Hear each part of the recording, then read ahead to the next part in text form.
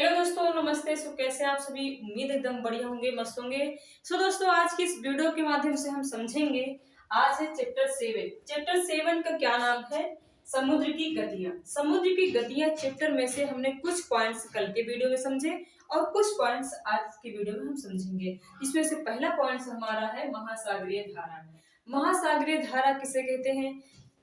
जैसे पूछा जाता कि धारा किसे कहते हैं, तो धारा अपनी भाषा में सब लोग लिख सकते थे थोड़ा बहुत।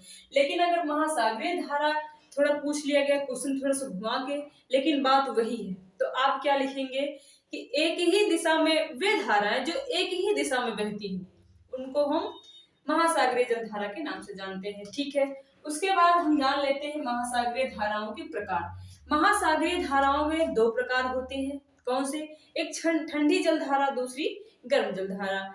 गर्म जलधारा वो होती है जो भूमध्य सागर से भूमध्य रेखा से ध्रुवों की ओर बहती है। वे धाराएं जो भूमध्य रेखा से ध्रुवों की ओर बहती हैं, उनका जल गर्म होता है, इसलिए उनको गर्म जलधाराएं कहते हैं। ठीक है, उसके बाद ध्रुवों से वे जलधाराएं जो ध्रुवों से भूमध्य रेखा की ओर चलती हैं, जिनको हम एक मिनट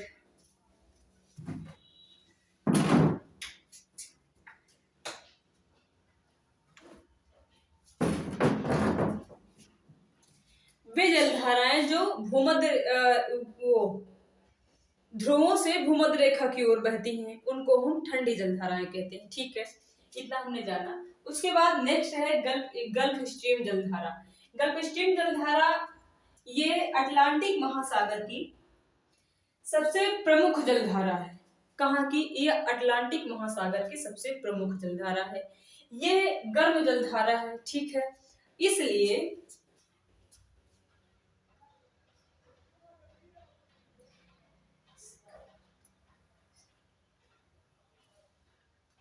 एक मिनट जरा ठीक है, अब सही है। थोड़ी सी लाइट प्रॉब्लम आ रही थी, तो हम ये बता रहे थे क्यूराइल की जलधारा के बारे में हम गल्फ स्ट्रीम जलधारा के बारे में हम पढ़ रहे थे। गल्फ स्ट्रीम जलधारा ये आर्कटिक महासागर की सबसे गर्म जलधारा है। आर्कटिक महासागर की सबसे प्रमुख गर्म जलधारा है।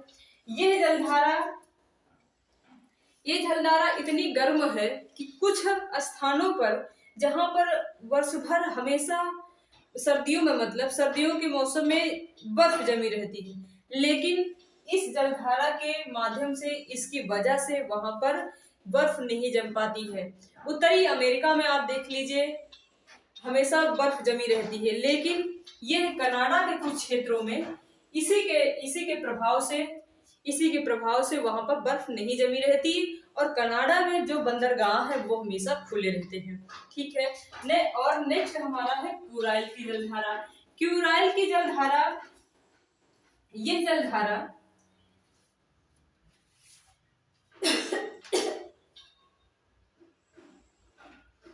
ये जलधारा आर्कटिक महासागर की ठंडा जल प्रशांत महासागर में लाती है। कौन सी? ये क्यूराइल की जलधारा आर्कटिक महासागर का ठंडा जल प्रशांत महासागर में लाती है।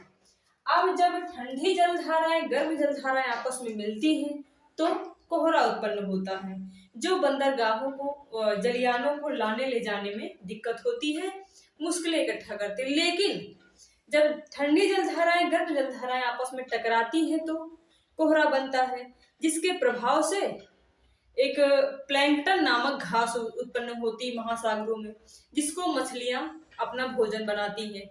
जब मछलियों के पर्याप्त भोजन महासागरों में मिल जाते हैं जिस स्थान पे, तो वहां पर मत्स्य उत्पादन भी बहुत अच्छे से किया जाता है। ठीक है, नेक्स्ट है सुनामी। सुनामी को हमने बहुत बार सुना है।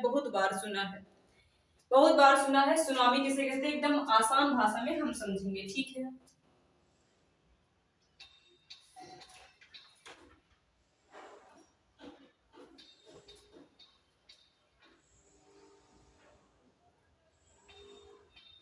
ये सुनामी शब्द जो है, ये कौन सी भाषा है? ये जापानी भाषा है। जापानी भाषा है। सुनामी भाषा, सुनामी शब्द जो है जापानी भाषा है। ये भी महासागरों की एक लहर ही समझिए, लहर ही समझिए। जब नॉर्मल लहरें आती हैं तो उनको लहरों के नाम से जानते हैं, लेकिन जब बहुत बड़ी, बहुत ऊंची मात्रा में आती है, बहुत ऊंचा होता है, इनका प्रभाव बहुत ऊंची तक जल उठता है, तो हम सुनामी के नाम से जानते हैं।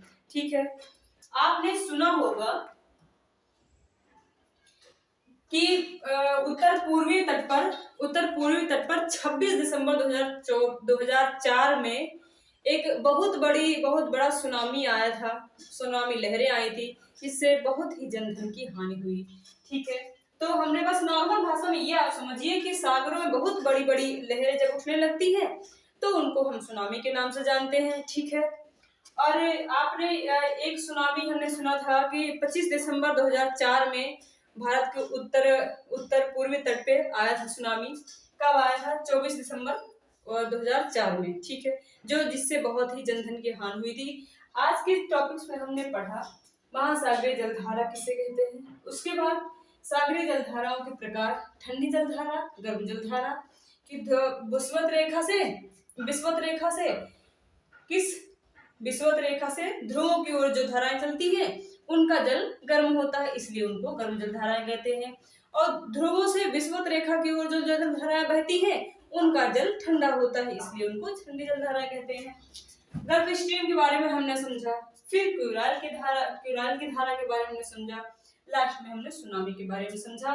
ठीक है, तो दोस्तों उम्मीद करते हैं कि ये वीडियो, ये टॉपिक आपको अच्छे लगे होंगे और पसंद आए होंगे, समझ में आए होंगे जो हमने समझाने का प्रयास किया। Thank you, good bless you. अगर वीडियो पसंद आए तो एक लाइक करना ना भूलें। Thank you.